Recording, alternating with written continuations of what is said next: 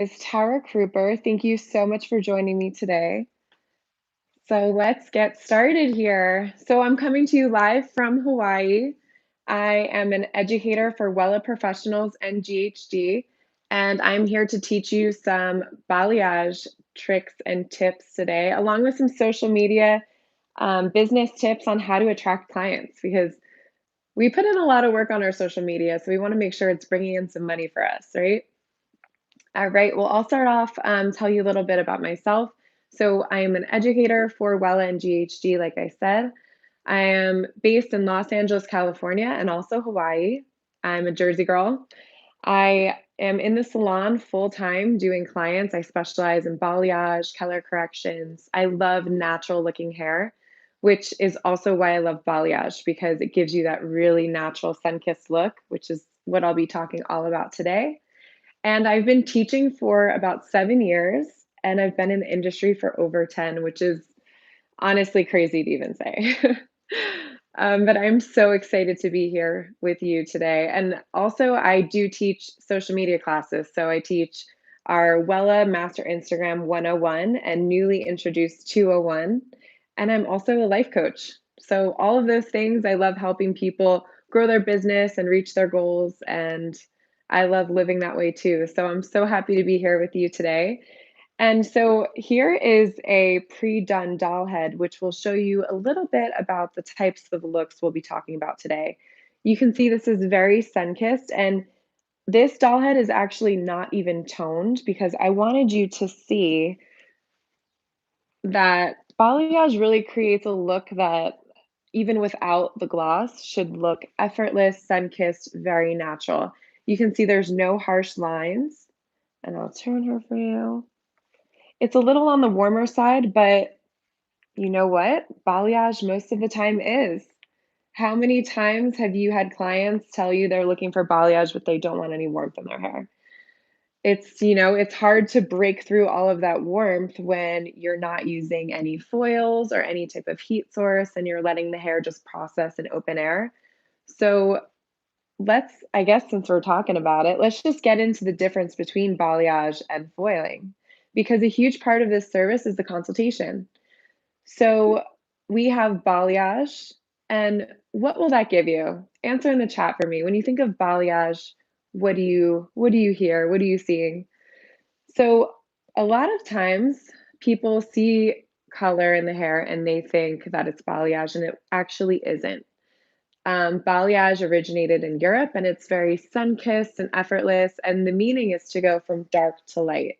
So, to give you that really soft, subtle look, that transition from dark to light without any type of line, right? So, it is really natural grow out, really effortless look. If someone is new to color and they're a little bit hesitant about getting color because it won't look natural, balayage is great for them. And then foiling will give you more of an evenness from root to tip, right? It gives you that brightness. It gives you a little bit more control over the lift. It gives you a little bit more control over the placement because it stays exactly where you put it in that foil. It tends to look a little bit brighter. If you were to do a foiled section next to balayage, the foiled section will always look brighter. So that is good to know if you're ever transitioning someone from foils into balayage. Their balayage is always going to look a little bit more natural, not as bright next to something that's already been foiled, already been lifted really brightly, really evenly. So when do you like to do balayage with your clients? And if I look to my right here, it's because I have my chat up. So I'm looking to see if you're saying anything in the chat. And feel free, I know I can't see you, but feel free to ask all the questions. I'm here for you. I definitely would love this to be interactive, so I'll be checking on that for you. But yes, this is a great example of the types of looks that we'll talk about today. So really sun-kissed. You can see here there's still that brightness around the face. You don't really see where the highlights are coming from. You just see the dimension in here. And that does translate onto the camera. So I hope you can see that at home. All right, let's get into it. Enough of me talking, right? Okay, put this over here. So I will grab my doll head here. And I already have This style had pre-sectioned. So I do like to start in the back when I'm doing balayage, and I like to do that because if anything is ready, once it's done lifting, I like to rinse it out right away. When you leave something in the hair after it's already done processing, that's how you create damage, and that's how you can lead to breakage and some just issues down the road. And I like to maintain the integrity of the hair. It's super important to me.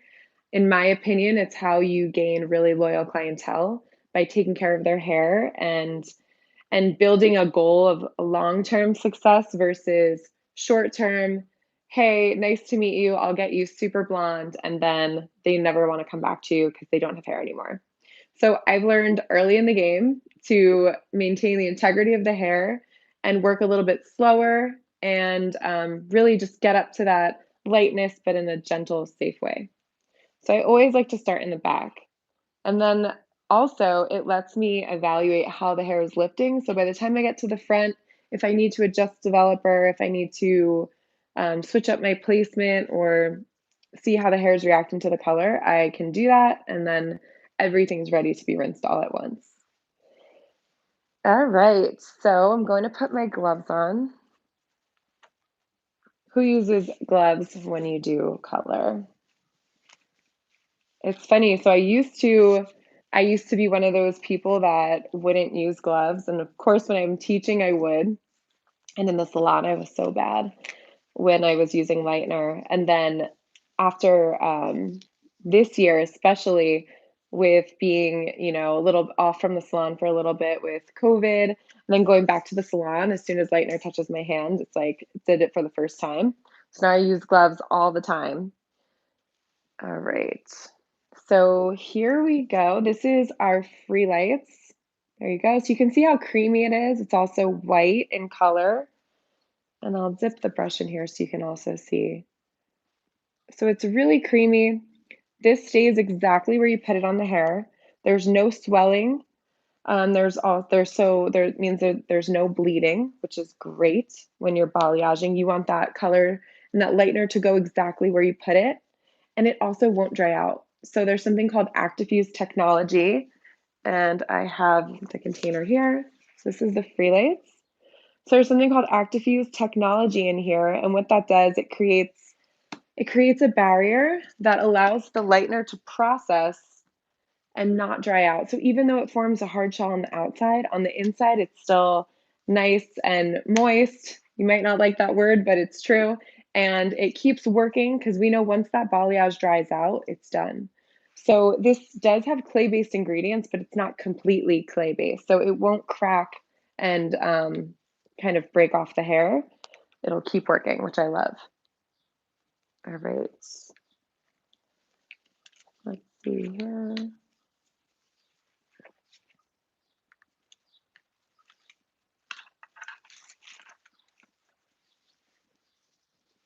All right. So let's go in here. So this first type of section I'm going to take a scoop in the hair. So when I say scoop, what I mean is that it's rounded on the bottom, so there's enough hair that you're working with when you get to this end area here. When you take your sections, what you're really looking for is a section that is large enough that there's some substance to the end, so you get that dark to light effect, but that's not too large that you lose control. If you're trying to hold the section in between these two fingers here, and you find that the hair is kind of buckling and moving in different directions, then you don't have control over the section. And what can happen is you can just get lightener in areas that aren't intended, and you might get uneven application, uneven lift, right? So all of this is to create a look that gives you nice and even results. So you want to make sure that your section size is good. All right, and then getting this product on the brush here, you're just going to put it right on the tip of the brush. The neater your brush is, the neater your end result will be and your application. So definitely try to keep your brush neat. Myself, I tend to get products on the brush, right? So I keep a towel near me. The trick is just knowing yourself. If you're not super neat, just keep something nearby that you can adjust and kind of wipe the brush off as you go. And then with your first application here, you wanna make sure that the product stays on the surface of the hair. So you can see I'm not going in and pushing the product through. The brush is horizontal to the hair here, and I'm just lightly applying. I apply in the mid shaft and then work my way up here. And you can see how just soft and gentle it looks, right? If I wasn't talking here, this would go a lot faster. Another great thing about balayage is that it's a way faster application than foiling, right? You can cover a lot more ground. Okay, so I'll go in here. And so what I'm doing is I'm applying a little bit more product because I do want to make sure that it visibly looks white.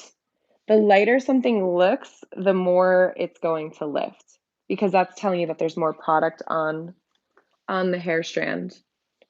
So here we go. And then so you can see this is all on the surface of the hair. If I lift this up here, there's nothing on the back. You can see this is here, but this is on the ends there.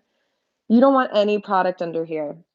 And then you're going to take your paddle. This is also from Wella, this paddle. It's amazing. It's small enough that, it doesn't get too messy. It's not too heavy to hold in your hand, but it does the job here. And then you just want to apply some pressure down here.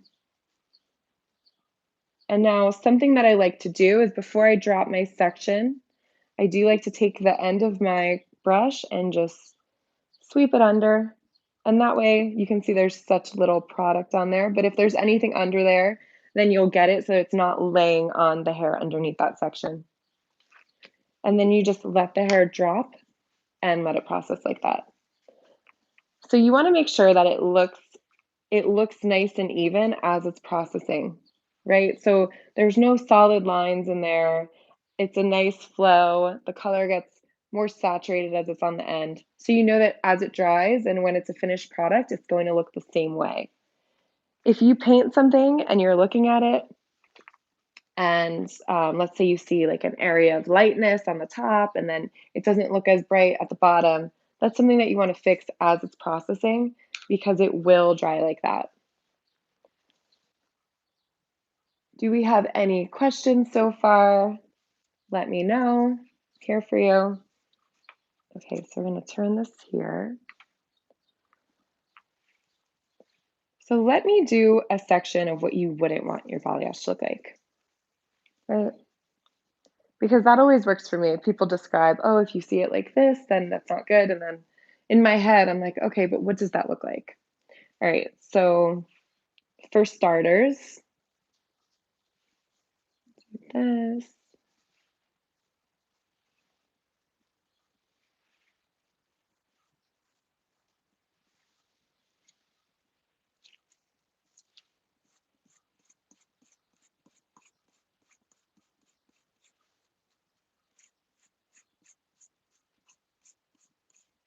Okay, so here we go. So there are a few things wrong with that.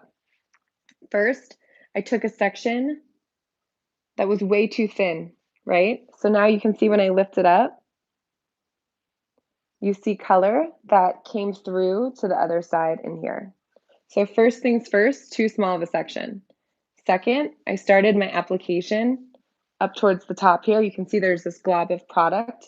If I go to smooth that out, there's nowhere to really go with it, right? I can kind of try to buffer it up. But now look, you have such a large concentration of color up there. That's not the look that you're going for. So you run into a situation with that. And then also, visibly looking at the strand, you can see that it's way brighter white up here than the ends. And that this almost gives you the appearance of a very thick, bright highlight at the top. And then the ends kind of fade away and they're just going to disappear into the hair. So none of that is the look that we're going for. So when I tell you, look at what you're doing, make sure it visually looks nice, that's something that you wouldn't want to look at in the hair. So you want to just smooth that out in there. Okay. And then over here.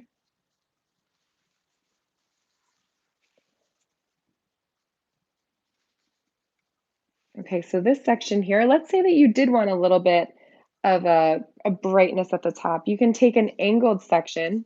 So you can see I took that scoop. I still have a little bit of thickness in here. And I'll go in and I'm still going to start in this mid-shaft area here. I'm still painting on the surface of the hair. But then as I get up here, I'm going to make almost more of a triangle type of look. Feathering.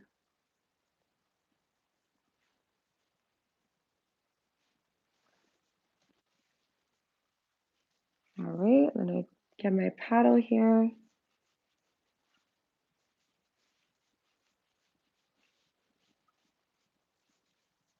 And then I drop the section. So that's a good example. You can see that it's nice and even. It is going to be a bolder piece of color, but it is still blended up top here. When I'm coloring hair, the one thing that I'm really trying to do the most is not put lines in the hair. That's the if I could just do one thing, it's to avoid putting any type of line in the hair. Because any type of line, it's just not going to look natural. And see here. It's not going to look natural, and you're going to have to either get rid of it with your gloss and your toner. So I like to just avoid it altogether.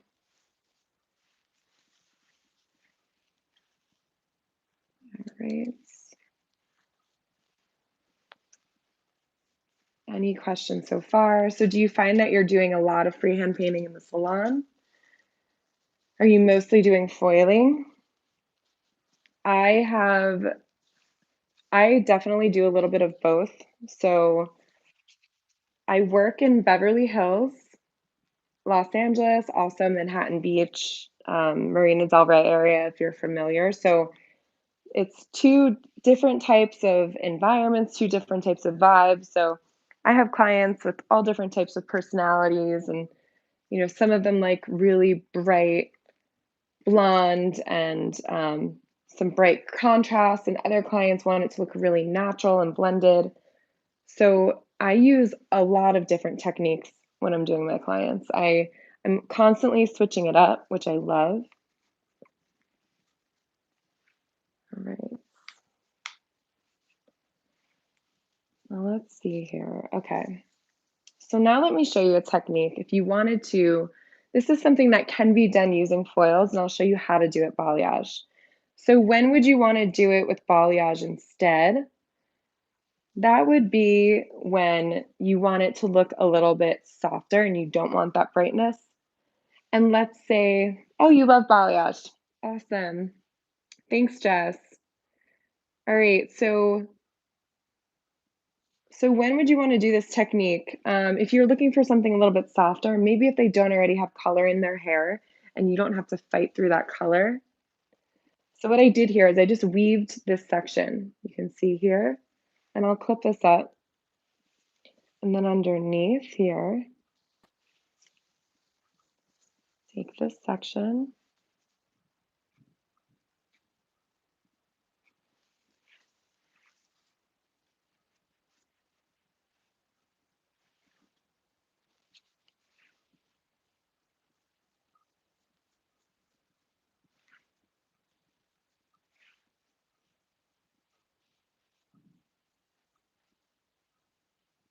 Okay, so I'm painting in a V, so you can see I'm going up. I always go up a little bit further on the side of the head that the color is on. Then I'm going to take my paddle in here and saturate those ends.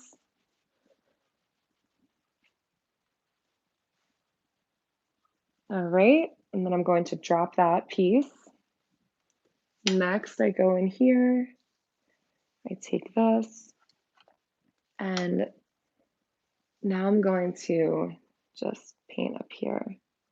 So this is a little bit different of a technique because you can see this section is really fine and see-through, which is what I told you not to do, right? But this is going to give you that baby light appearance. And then you can actually take your paddle underneath and paint on here. So these pieces here are going to be fully saturated. So it's a little bit different because you're not just on the surface, you're saturating. So you want to make sure that they're saturated, and then you go in. You're using the paddle for pressure. Okay, and then once again, can take that brush, you can just drop it over your section. So that's going to give you that baby light effect. So a lot of times if I am using foils and doing balayage at the same time, I will take a section, I'll do a baby light, which is a really fine section, see-through section, and really finely weaved. And I'll do a highlight, and directly underneath it, I'll paint with balayage. But if I wanted something a little less bright and more natural looking, you can do it fully using balayage. So I'll do another demo of that. So once again, I would take a section here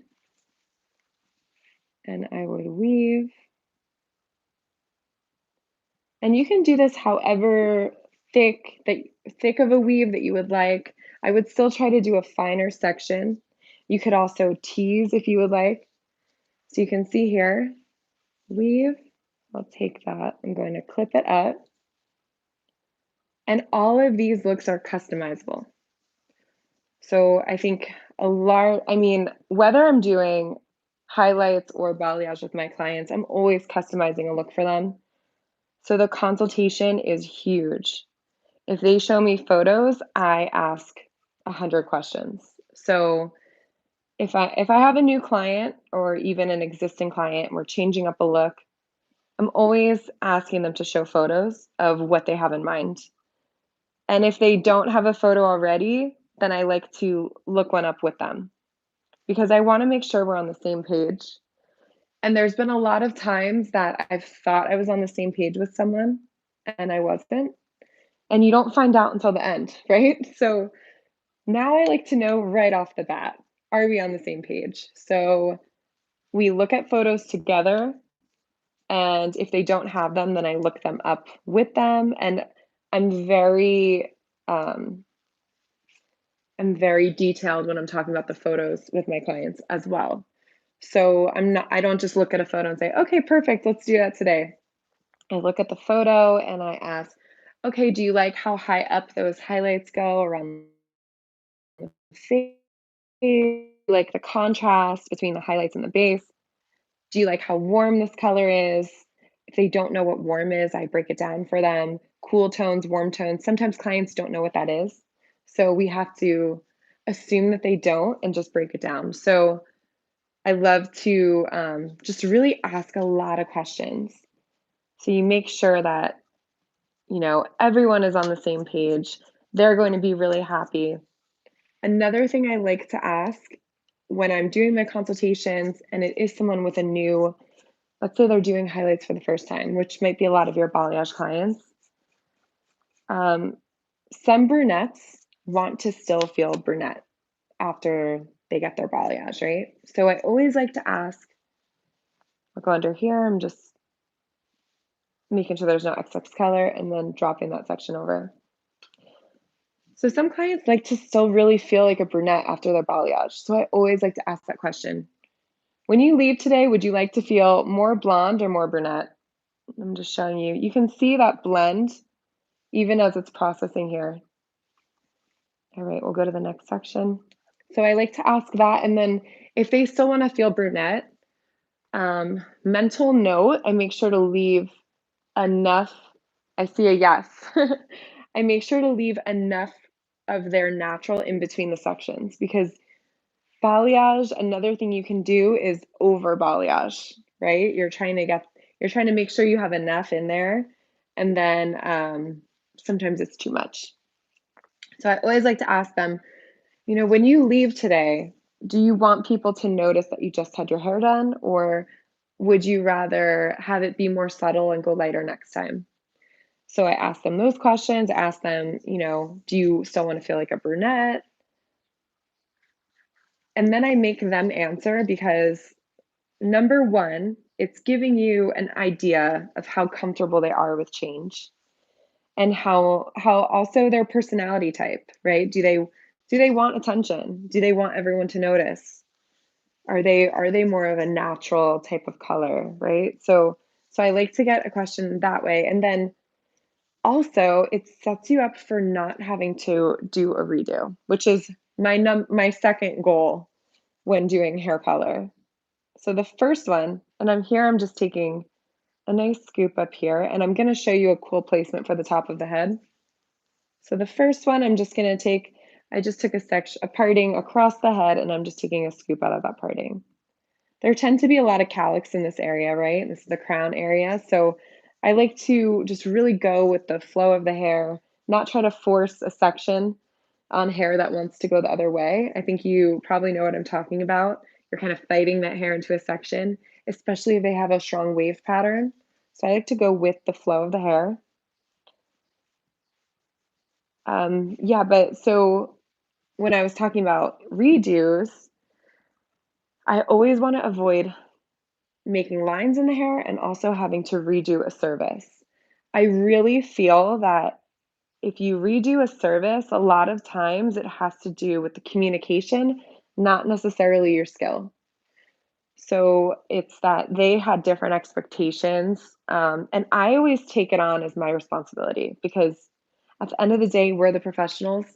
So if I didn't explain something thoroughly enough and I didn't have them get them to imagine a proper result in their head, then I take that responsibility on me. And I think, okay, next time I have to do a better job at explaining that, or I have to ask questions differently. So I always use a consultation and a service as an opportunity to grow and switch up your consultations a little bit, right? And that's usually how it happens. A lot of times you have a client, they show you photos of just the back of the head of balayage, which is great, right? We can picture exactly what the front of that head looks like because we've been doing hair, we've done that look before, so we know what the front looks like. Let's say in the back of the head, their balayage is a little lower. You can see from the side that it goes up higher on the face. It's going to be nice and brighter on the face. So we know that it's brighter on the face, but your client doesn't. So I've had times where I see the back and, we talk, we look at the photos, and then at the end, they're like, oh, it's a little bit brighter on the face than I thought. And then from there, okay, mental note, even if they just show me a photo of the back and we talk about the front of their hair, I'm always going to look up a photo of the front of their hair and show them. Another way that you can customize the service if you're on the fence of what someone wants. And by the way, I'm taking this section out of the center of my previous section. So here we go. I'll kind of tilt this a little bit so you can see.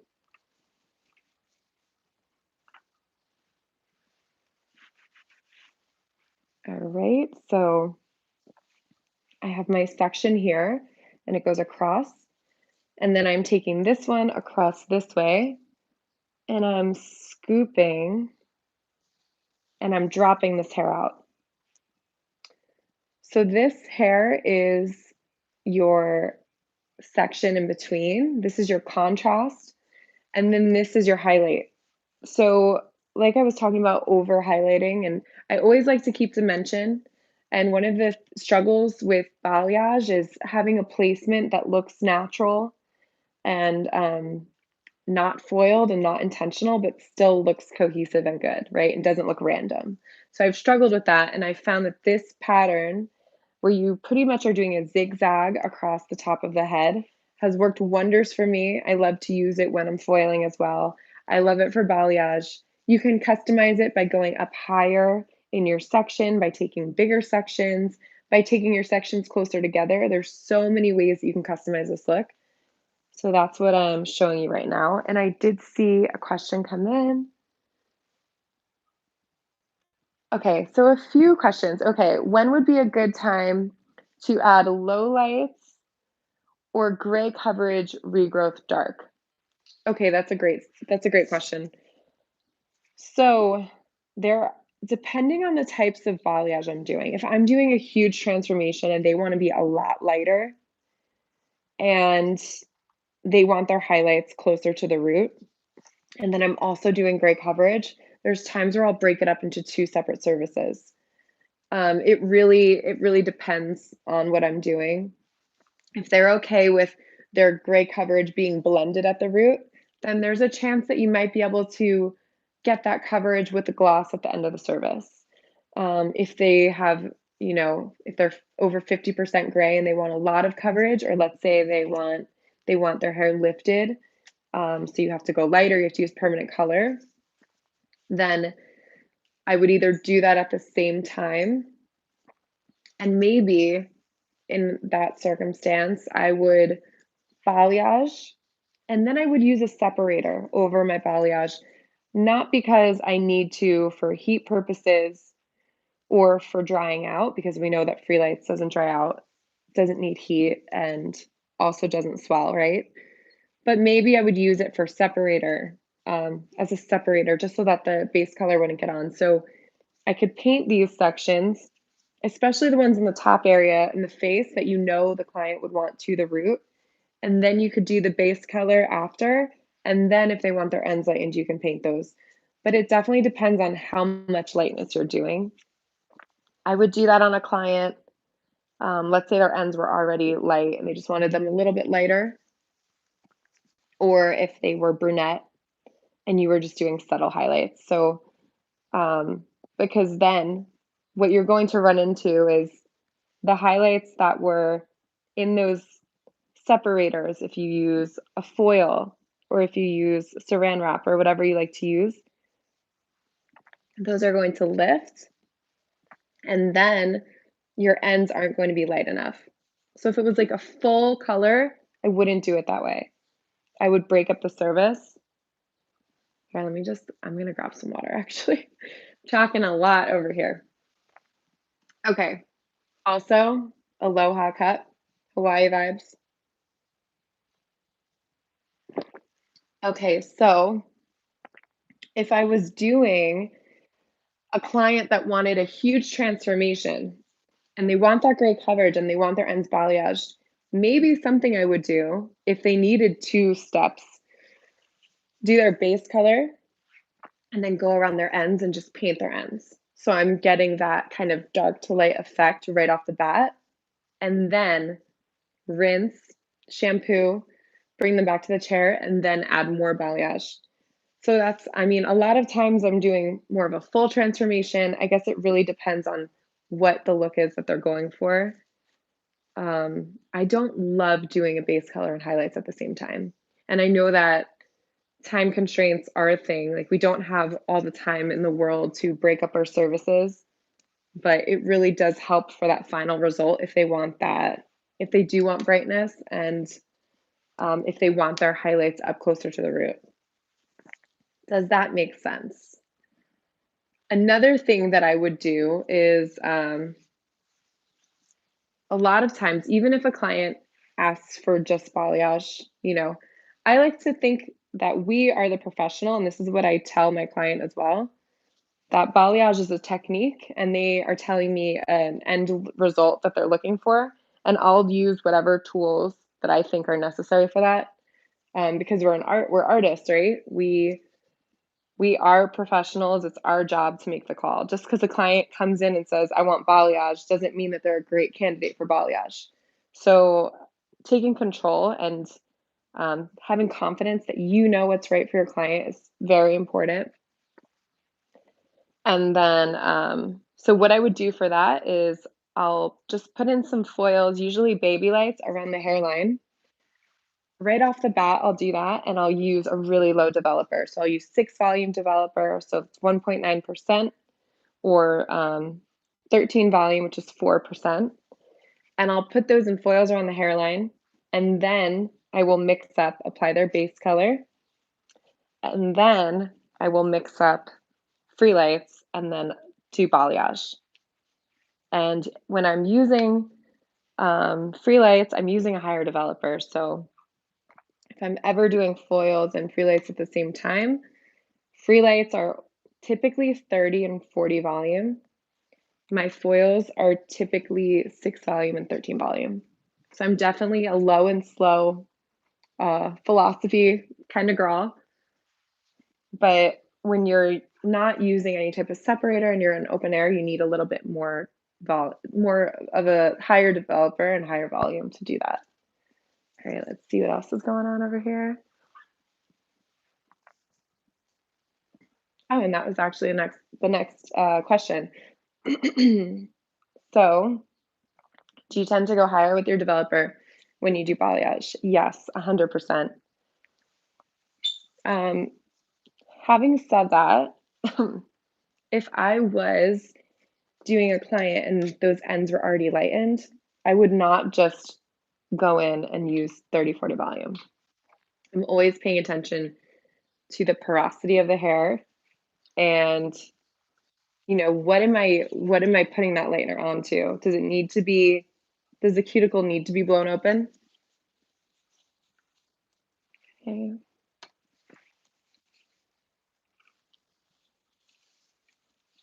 So here, let me just show you again. I'll tilt this for you.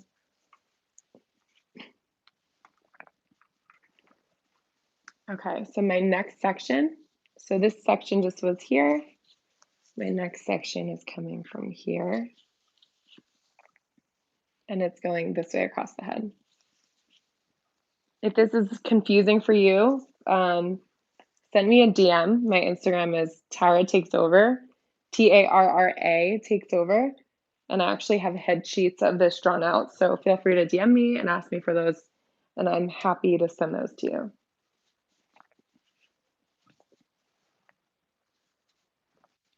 Okay.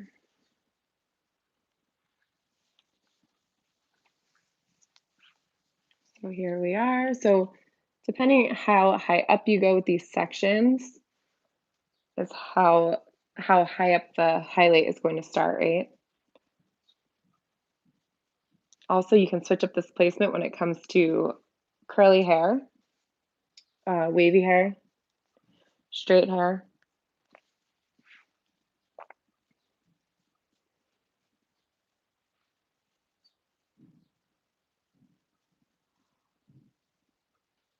Okay, you can see here and here. I don't know if you can see that. So that goes up a little too high for me. So what I like to do is I'll just go in with my fingers and just smudge it out. Whatever you have to do to make it look how you want it to look, do that. If you use your fingers, just have a towel nearby to wipe your hands. Some people like to use a dry brush. Whatever works for you. Some people use a comb.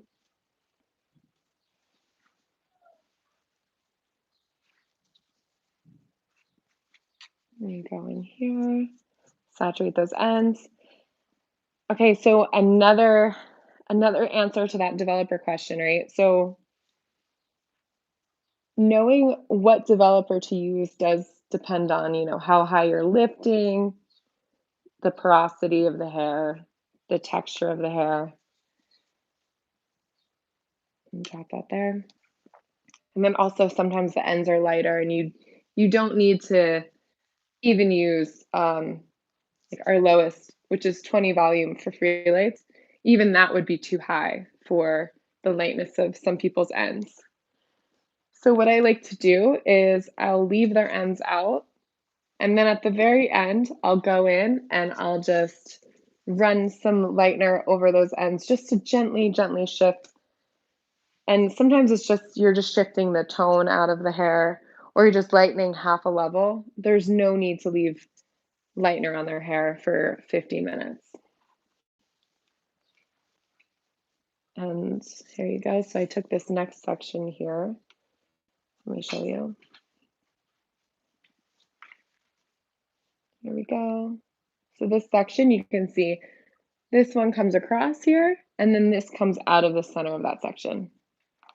And we are pretty much in the front already. So if I wasn't talking, right? This would be a lot faster. This is such a quick and easy application. It's a game changer. So you're already done with more than half the head here. All right, so here we go. Turn a little so you can see. Are there any other questions? Okay, I see a question. All right, I'm getting a few new clients wanting super dark regrowth, blended highlights, and pale blonde ends. I'm nervous about the upkeep, not toning out the ends, and keeping foil blended highlights.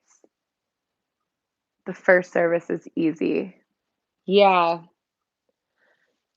quite a pickle, huh? um, all right, so dark regrowth and really pale blonde ends. Yeah, so I can see what you're saying, and it's understandable why you would think, okay, that dark color is going to be washing over those ends. They're going to soak it up.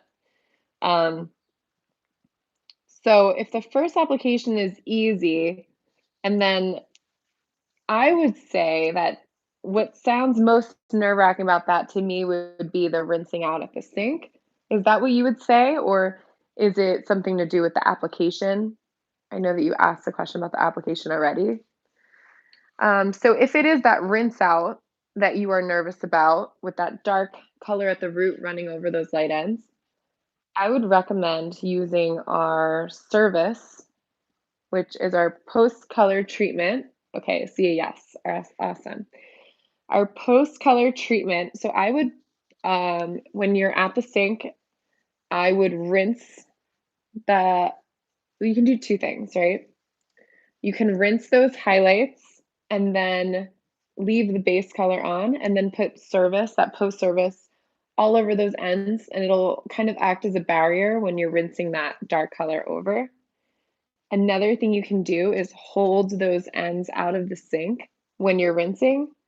I'm not sure what type of sinks that you use, but if they have long hair, this is if they have long hair. If they have really short hair, um, let me know. But what you can do is you can hold the ends out of the sink and then just rinse with the one hand and just don't really scrub yet, just get most of that color off before you start shampooing. So let me know if that sounds a little bit easier for you. And another thing you can do is just I would be open with my client and just let them know too. Because your your base color is so dark and your ends are so light, there is a chance that when we do your roots, your ends will get a little bit darker. And just let them know the deal. And try your hardest not to do it, but maybe just let them know it's a possibility. Like, once again, I think communication, because they would understand that. They'd be like, "Oh, okay. So what can I do?" Or, um, another thing, you can maybe guide them in the way of maybe your ends shouldn't be so light. Maybe we can switch it up. I mean, some people like that contrast, so you can't really switch it up, but if something's really difficult and not practical, I like to tell my clients a different suggestion to do that's maybe a little bit not only easier for you, but better for them.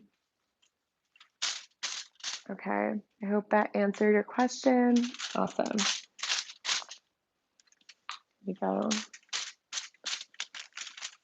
All right, and here I'm just showing you what you could do if you did want to use a foil just for some brightness here. So you can paint, you can just put a foil underneath, and then you would take a foil and lightly just place it on top of that, and then you would lock it in.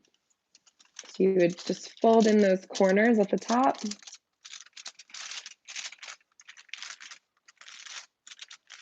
And that is now locked in. It's not going anywhere. I'll turn her here so you can see.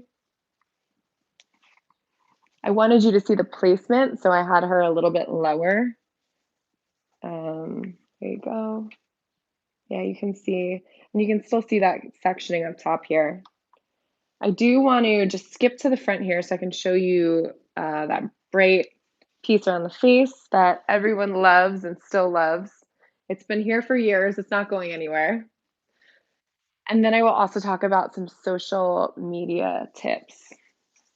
So we'll get into that. Okay, what was the product called? So I mentioned that there was a product that you could put on the ends of the hair to help protect them for if color was running over. So that is our post-service treatment. And our post-service is actually designed to stop the hair products and chemicals from processing. So it just puts like a hard pause on everything. Um, it just reduces the ammonia.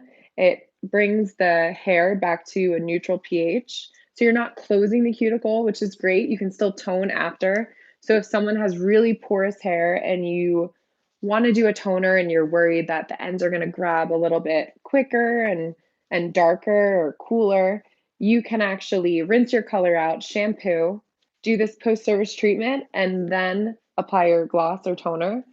Um, I love to use it after all color services. It's called post-service treatment, Wella post-service treatment. There's actually one specifically for blondes as well. And the main difference is it just has more cleaning agents because blondes need a little bit more love. As a former blonde, I know it. I was blonde for 10 years. And then also dealing with a lot of blondes in the salon. Blondes just need a little bit more conditioning. So we do have two products that will do the same. But pretty much, oh, awesome! You love the treatment. Yeah, it's great. It smells great. And then another thing, when I'm doing it, I love to tell my clients what I'm doing, right? Because your clients, a lot of them are not new to the salon in general. They've been other places, they've been with other hairdressers. Um, they're not virgins. Their hair's not virgins. They're not virgins to the salon. So I like to tell them what I'm doing to set you apart from other people and have them coming back to you. So I would tell them, okay, right now we're doing a treatment and it's going to lock in the color. It prevents fading. So also, really, our hair color is not guaranteed to last unless you're using this post color treatment. So I include it with all my services. I call it buttercream. I love it.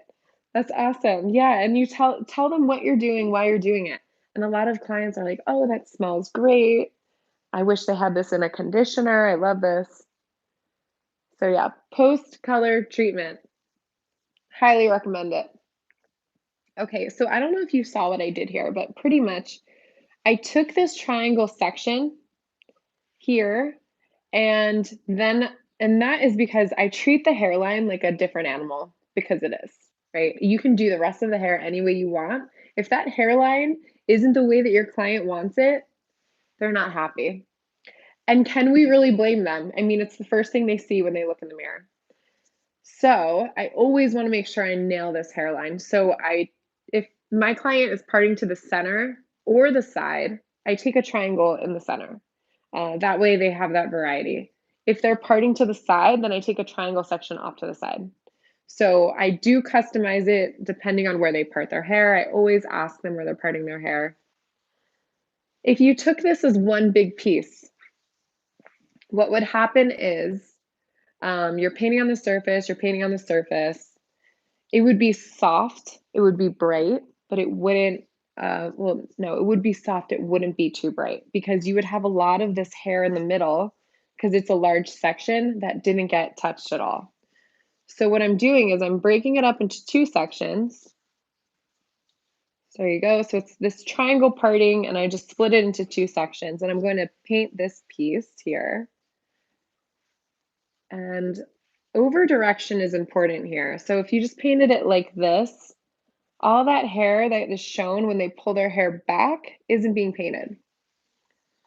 So I'd like to over direct the hair here. And especially you want to make sure that hairline is good. A lot of times when balayaging, I will do just this hairline here. So that's another great thing about balayage versus foils. I'll have my clients come in and I'll do what I call just painting at the sink, and I'll do some painting just around their hairline. and it brightens up their whole look. They feel as if they just got their color done, and you can charge, a little bit less for it because you're using less product. They're in the salon for less time. So it's a way to really get your client to come back to you sooner, and also have their hair always looking good.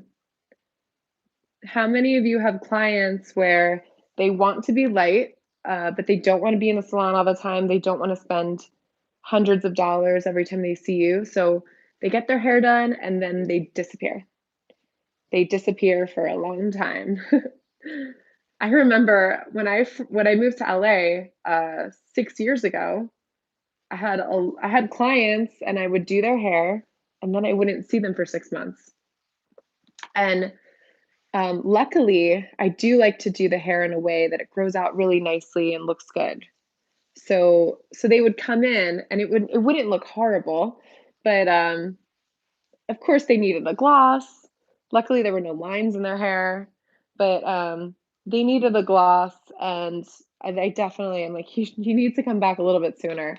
And a lot of them, it was a money thing. So then I started, offering a little bit smaller services. If I do a full balayage on someone, the next time I see them, I'll do a partial, or I'll have them come in a little bit sooner and I'll just do the hairline and a gloss.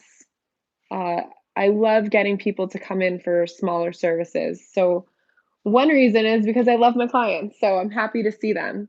Also, the better their hair looks as it's growing out, the better you look, because even when their hair is growing out, people are still asking them who they go to, who does their hair. So you want to make sure it looks really good all the time. And a great way to do that is have them come in for smaller services. It also builds more loyalty because your client knows that you're not just trying to make a lot of money off of them and then not care about them, that you actually are considering their lifestyle, how much they want to spend, and then you're customizing something for them.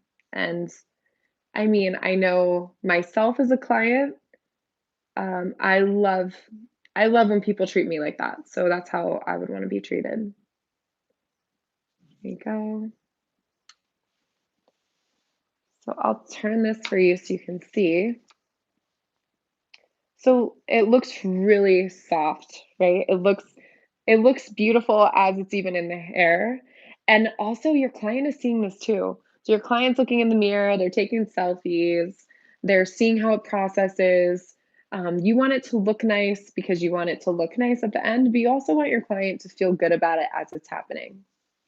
A lot of people, once they start getting their hair colored, they're looking at it in the mirror and they're like, is this gonna be really blonde? Is this enough blonde? They're questioning everything. So you want it to look nice. Another thing I like to tell my clients is that this product is white, and the sections, sometimes you take a big section, but you're just painting on the surface, so it's still super soft. So I like to, anticipate that they may be freaking out on the inside and just let them know what you're doing. Communication is great, and just, keep them kind of in the loop there. Okay, and then I would go through and I would do the same thing to the other side here. So I would break this into two sections, this triangle piece here, and I would paint one section and then paint the next section. And what that does for you, I'll go in here and separate these.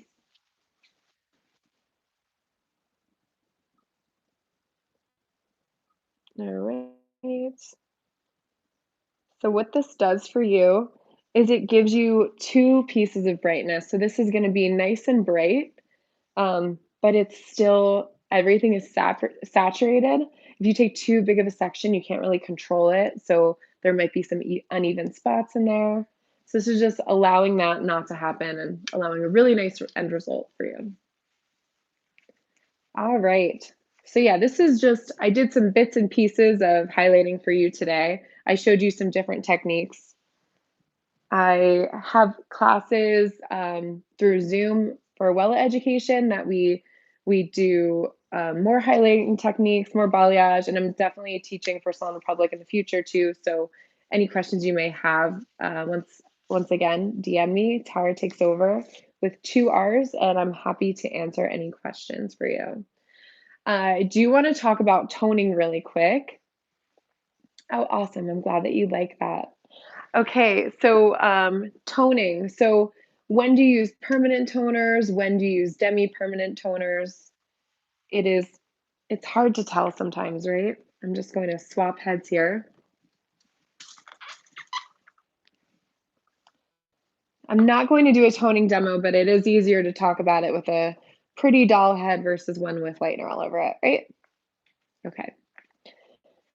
Okay, so this doll head was actually colored with that same highlighting technique of that brightness in the front. I'll lift her up a little bit. That brightness in the front, that balayage around the head, so you can see there's no lines here. Oh, I love it. No lines, but this is a look that you would expect with balayage. It's soft at the root, there's some brightness, it's lighter at the ends. So all of those good things. So let's talk about toning. So when I tone the head, I like to break it up into different sections. So let's turn her here. I treat the hairline like a different animal because once again, it is. Your clients are going to see that hairline first, and always they see it start to grow out. They see it when their hair is first done. So when I'm toning the hairline, I like to take kind of a zigzag pattern here. And this is my hairline section, okay? So I'm not taking a section like this because you're putting a line in the hair, and it's just you're running the risk of something looking unnatural. So I just like to, even if you just rather take something like that, I mean, whatever works for you. I don't like to put any type of line in the hair. So I'll section out the hairline, and with that hairline section, I'm paying attention to it because I I'm going to do a few things with it, right? Sometimes I'm shifting it with permanent hair color. And when I say that, that would be either our Illumina, our Custom Perfect, or our Blondor toners with our pastel developer. So there's times when I'm shifting that hairline lighter. Why would I shift the hairline lighter? Because it softens it. So there's no longer a contrast between the highlight and the base color because you're lifting that base color and you're lessening that contrast. So if someone wants to feel lighter, I will offer shifting their hairline. Another thing I'll talk about when I do that, though, is that it will expose warmth because when you're lifting the hair, it always exposes underlying pigment. So if someone is coming to me and saying, I want to be blonde, but I want really cool blonde, I like cool tones, I don't like warm tones, I'm not shifting their base. I'm not even shifting their base with the coolest tone that we have because I know that that toner is going to fade off and their warm base, even if it's slightly warmer than their base color, when their natural grows in, they're going to see the warmth. So I'm anticipating that and I'm not going to do it. And then if they insist, I tell them, "Sure, but you understand what could happen here and this is not going to turn into a color correction." So I just lay down the law. Because I mean, have you ever made someone's base a little warmer than they'd like and had to fix it? Because I have, and it takes 8 hours, and no amount of money is worth that. So, um, I like to have that conversation with them. Also, if you shift to their base, it will grow out in a slightly wavy line of demarcation. So not as much that it would grow out if you did a single process on them, but it's still going to grow out in a slight line of demarcation. So I like to have that conversation with them as well. Then looking at the head, so that first section, hairline. Then we have this section up here. So I'll call this section 1. This is that base area. So a lot of times we're either shifting this lighter or shadowing it darker. There's not many times where I'm just doing one gloss all over the head. Are you? Is anyone doing that anymore? If you are, lucky you. I'm doing at least 2 different toners or glosses on my client's head with any service because usually it's some type of shadow, some type of shift at the root, and then I'm paying attention to the hairline, I'm paying attention to the mid shaft ends. So I'm switching it up. But here, so if they want to shift, if they want to lighten their base, I talk to them about that. shifting their base, once again, is done with permanent hair color and our pastel developer. So Custom Perfect, Illumina, and Pastel. You would mix the permanent hair color, 1 part color to 2 parts developer. And what it does, there's still ammonia in that product, but it lessens it. So it gives you a little bit of shift and tone in about 15-20 minutes. So it's a quicker service. Um, Once again, there's some warmth exposed, even with our coolest shades, because that is just how hair works. When you lift the hair lighter, underlying pigment is exposed. So I do like to have that conversation with my clients. There's times when I'll shift their base before I even add highlights. Um, there's times when I'll shift their base lighter and then go back in and do a root shadow on them with color touch. So there's a lot of ways to customize that, and it all has to do with the consultation. If they want their base lighter, but they want their highlights still really, really subtle at the root, then you might have to do it in 2 steps. Then you have this second area in here.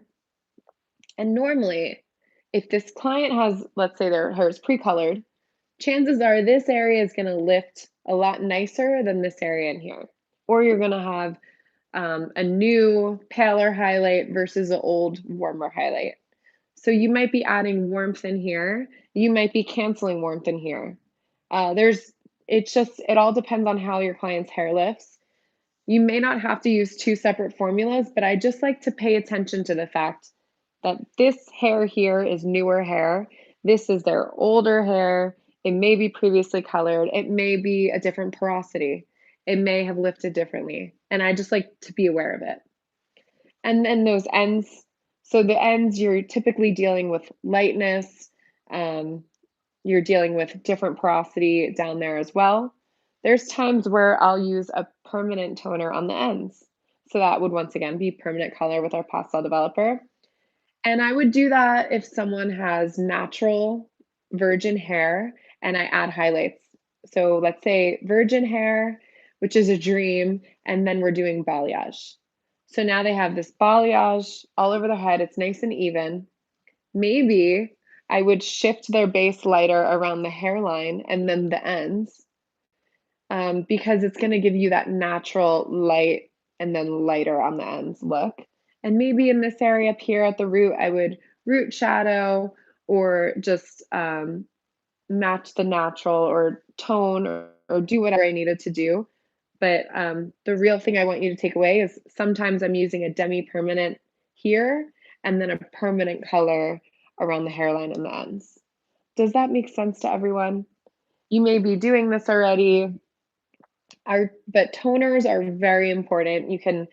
You can change someone's whole look with a gloss. So I love to keep that as an option when I'm toning my client's hair. And um, another thing I like to do with glossing is a pre-tone. So have you heard of this? Are you doing this? So and when I say pre-toning, let's say my client comes in, I haven't seen them in 6 months because like I said, that's how it is sometimes, right? Ideally, they're there every 8 weeks, 8 to 12 weeks. We're doing highlights, but that's just my clients. They like to enjoy their life. They're out there. They don't want to be in the salon all the time. And then they come in when they want to, but not because they have to, because their hair looks horrible, right? Which is ideally the situation. Okay, so they come in, they have, let's say, 4 to 6 months of regrowth, and then they have their ends, and they want to go lighter. So if I'm going to shift their base or kind of tone warmth out of their ends, I like to do that right off the bat before the service. So whether you break it up by days or they come in a little early, and this can happen at the sink. So what I would do is I would give them a really light shampoo, and then I would mix up the either Illumina or Custom Perfect with Pastel Developer. I would start in the back of the head and apply it to the root. I always apply to the hairline last, and then I would leave it for about 15-20 minutes. And in that process, I would also tone those ends to just neutralize any warmth and get that slate really even and really beautiful for the color that I'm about to do on them.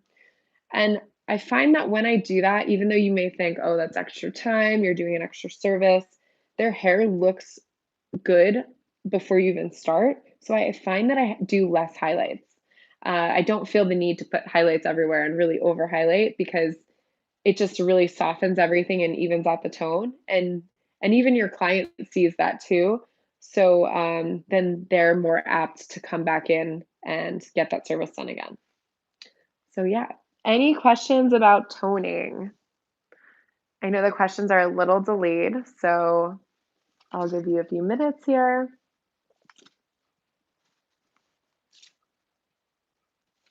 All right.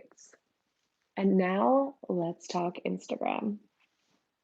So here, I'll move this lady to the side. I'll just stop messing with her. All right. Okay, don't see any questions. Awesome. I hope you're enjoying today so far. I know it's a lot of talking. Maybe some stuff you've already known. Hopefully, it's something that you didn't know already. All right, so let's talk Instagram. So, hashtags. Is everyone using hashtags? They are a great way for attracting clients. So, with hashtags, one thing that's really important is having a public profile. So make sure your profile is public. If you have a business or a creator profile, that's even better because then you can track analytics on the back end. And what I mean by that is that you can actually see who's looking at your post as far as you can see male, female, you can see the area that they're located in. So if they're in Los Angeles, if they're in New York, you can also see the age range. So are your clients, 20s to 30s? Are they 50s to 60s? You can see all of those things, which is really amazing. Okay, I saw a question come through. Okay, do you have a favorite go-to toner for honey gold, which I've been getting more lately? Honey gold. All right. So those descriptive words can be tricky, right? Because honey gold might mean something different to you than it does to me, than it does to our client. So, number one, pictures, pictures. And then, yes, I do have a favorite. So, if you're using Color Touch, I love the Stroke 7 3s. I feel like that to me is a really beautiful honey gold. So, Stroke 7 3s. Now, let's say though, it all depends what you're putting this toner on. If you're putting it onto someone's hair that already has warmth, which let's take this lovely lady, right? So if you put a stroke 7 3 on here, this is already so warm that it might not look the best, right? It's just gonna look even warmer. If you put a 7 stroke 0 on here, that might look like a honey gold. Then, if you take this lady here, if you put a stroke 7 3 on here, then that might look more honey gold because it's blonde and it doesn't really have those, like, it's warmer, right? So I think that would be a pretty low light if you want to add a low light or just gloss everything. And then I also love in Illumina, we have the stroke 3 7s. And then just to clarify, our stroke 7 3s, we use numbers to communicate. So the 7 is going to be a warm brown and the 3 is a gold. And because it's a 7 3, tonally, that means that there's more 7. So there's more warm brown than gold in that color. And then in Illumina, we have our stroke 3 7s. So those are gold warm browns, and those are really beautiful. If you don't know, Illumina is actually a cooler based color line. So because it has that cooler violet rosé undertone to it, but then it also is that warm gold and brown, it's really beautiful. So we have a level 6 gold brown in Illumina and also a level 8 gold brown. And then in Color Touch, I believe um, the opposite is that warm brown gold, and we have those in a level 5, level 6, level 7, level 8. I even believe level 9. So yeah, those are definitely my favorites. All right, awesome. Okay, so back to hashtags. So you want to make sure you have your business or creator profile so you can see who you're talking to, because knowing your audience is huge. And then those hashtags are allowing your work to live on other pages. So, when you post something on Instagram, it lives on your page. And then if you use a hashtag, it also lives on the hashtag page too. So you can use up to 30 hashtags per post. You can use up to 10 hashtags per story. And I would recommend if you're trying to attract your clients, you're trying to build your following, use all of them. Use 30 on your post, use 10 on your stories, and I would actually write them in my notes section of my phone and then just copy and paste. And then what types of hashtags would you want to use? So you would want to use hashtags that relate to what you're doing. So let's say for today, right? What I've just showed you, I would hashtag balayage, hashtag hair education, hashtag blonde balayage, hashtag baby light. So all those things that have to do with what you're doing, so you can attract the type of people that you're looking for or that are searching for you. So another thing you can do with hashtags, which is really cool, is not only just live on these pages and, find someone who's looking for you, you can actually find people through them, right? So let's say you love doing blonde balayage, and I don't know, where you live. You could live, maybe you live in California, maybe you live elsewhere. Um, you could hashtag, let's say here, I'm in Hawaii, right? So maybe I'm hashtagging Hawaii hairstylist because I know that if people are new to Hawaii, and if they're looking for a hairstylist, that's what they would type in to look for me. So maybe I'm using that to hashtag under all of my photos. And in addition to that, I'm searching that hashtag. So you click it, you go to the page, and then you go through people that use it and you can like those photos. So if you did that once a day, if you just picked one hashtag that you use all the time and you go to that page and you start liking and commenting photos, I guarantee you're going to start attracting people. Another thing you can do is think of your ideal client and what they like to do or what types of hashtags they like to use. And maybe it's a place. Maybe there's a coffee shop nearby that you love and you love the vibe of it. You love the atmosphere. You love the people that work there. Hashtag it, type it in, and then go to their page. Maybe you can see people who've checked in there for the location, or you see people who use that hashtag, and then you can like their photos and follow them, leave them a comment. Guarantee if you do this, even just 10 minutes a day, just pick one hashtag, start off small. But this is called outreach, and what it's doing, it's not just people that are going to stumble upon your page, it's people that you find that can actually, you can start just choosing the clients that you want to do. Um, Now, in order for this to work, you need your profile to be, 100% because you need them to see you, want to follow you, want to come to you to have you do their hair, right? So, no longer is it your first impression as a handshake. Now your first impression is your Instagram bio and your Instagram page. So you want to make sure that your bio says who you are, where you are, what you do, how to get an appointment with you. So right off the bat, all the stuff is right there. People don't want to look for something. They don't want to be confused. They just want it right there, super easy. And then maybe what you specialize in. So if you specialize in blondes or color corrections or balayage, you want to write that front and center so that they know exactly why they should go to you versus all the other hairstylists out there. So you want to make sure that your profile is set up. Also, the posts on your profile, you want to make sure that they really represent you. So I know even I'm guilty of this. Sometimes I post things because I'm in the mood to post them, or I'm doing something and I'm really enjoying it. And I'll post it, and then I'll stalk myself. So like, a few weeks later, I'll look at my page and I'll see like, this really doesn't go on my page, and I'll just archive it. So you don't have to delete it, but you just kind of hide it. So I know what we post can be personal to us, but sometimes it has nothing to do with the message we're trying to get across. And if you want to use your Instagram for your business, it's really good to just have a goal in mind and stick to it. And like an outfit, right? So I always like to compare this to an outfit because sometimes you think you look amazing and then you see pictures of yourself or photos and you're like, what was I wearing? And sometimes we love to ask a friend about our outfit, right? We're like, does this look good? Do the same for your Instagram. Find that really honest friend who's going to tell you exactly how they feel and ask them, can you look at my page for me? And um, what would you think about me if you just saw my Instagram, you didn't know me? So would they know you're a hairstylist? Would they know where you work? Would they know what type of hair that you like to do or what's your favorite? Do you like to do color? Do you like to do cutting? So all that is so huge and really helpful. So I would say my two challenges to you would be to choose a hashtag, at least one, and start following it, liking, commenting, and following those posts on that page and see, do you start getting more followers? Do you start getting more engagement?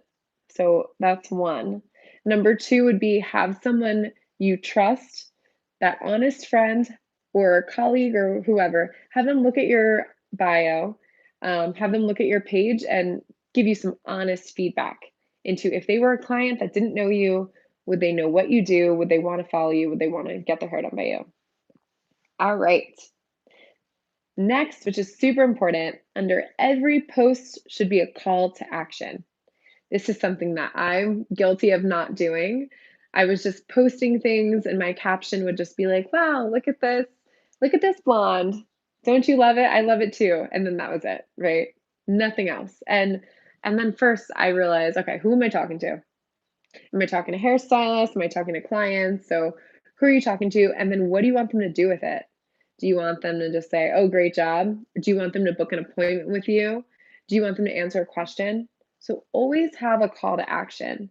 If your goal is to gain more clients, then under every post should be something that speaks directly to them and is asking them to engage with you. So maybe the call to action would be book an appointment with me, right? So maybe it's book an appointment with me. This is my schedule. Book an appointment with me. You can do it through this online link. Call the salon to book an appointment. If I was posting, let's say, a finished look of blonde hair like this, maybe I would talk about how long that service took because clients like to know that. So this is a look that I did. This took this many hours. This, when you're booking for this, make sure you book a partial highlight and a gloss and a blow dry. So break down what exactly you did and what they would book to get that. Or maybe you can talk about where that client started from. How long did it take you to get to this ideal color? What can a client expect if they're going through a huge transformation? So you can talk about that. Let's see. You can also talk about pricing. So you can talk about how much did this cost? What are some other options for someone not looking to spend that much? What is the maintenance, right? If you're a client, you want to know, okay, wow, I love that blonde. But how often do I need to maintain that and what does that look like? So you can answer those questions. So you really want to get into the mind of who you're talking to. So you figure out your audience and then figure out a call to action so that you're answering something for them and they want to follow you because they're getting information from you. And not only that, but then they want to go get their hair done by you. So they're looking at you like an expert. They know that they can use you as a resource and they want to come meet you and get their hair done by you. How does that sound? Are there any questions about social media? I know that we're about an hour and 20 minutes so far. You've hung in. Amazing. Are there any questions about social media? So I talked about hashtags. I talked about making sure that your page looks great for a first impression. So making sure your bio says who you are, where you are, how to book with you. I also just gave you some tips on a call to action. So when you post something, make sure you're talking to your audience. Are there any questions on that? Don't see anything. All right. And then just to recap what we talked about in the beginning of class. So I did a painting demo for you. So I used Wella Free Lights, which is our balayage lightener. And I showed you some different techniques to paint the hair for application, also placement. I mentioned that I do have a drawing of the placement if it was confusing to you. So if you DM me at Tarra Takes Over, so it's TARRA Takes Over on Instagram. Follow me, I'll follow you back, and just send me a message saying that you would be interested in that. Like I said, I also have some upcoming classes through Sloan Republic, and I teach classes through virtual classroom on Zoom for Wella Education as well, which are also free.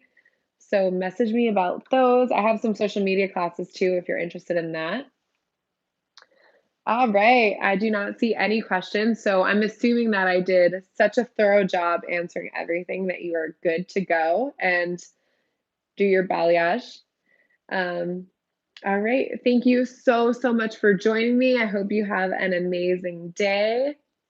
Aloha and mahalo. All right. See you soon.